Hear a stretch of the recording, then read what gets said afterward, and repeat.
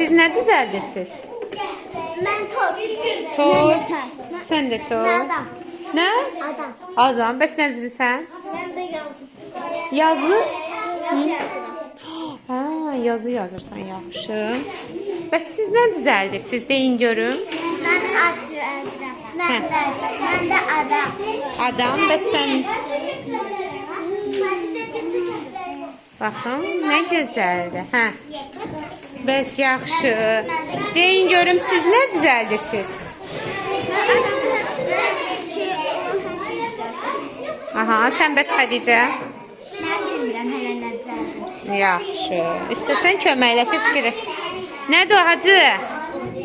Aferin sənə, aferin. Əla. Vay, sən nə düzəldirsən? Nə? Ay aman, nə gözəl. Hə. Siz nə düzəldirsiniz? Baxım görüm. Mən bu cürdən.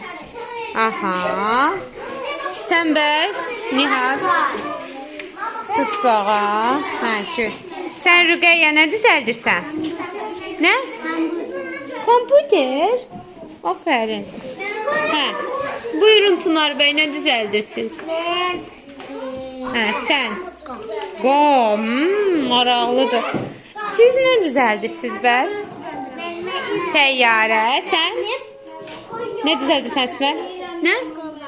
Qolbaq. Hə. Mən də qolbağı ilə düzəldirəm. İlbis düzəldirsən. Yaxşı, düzəldin görək.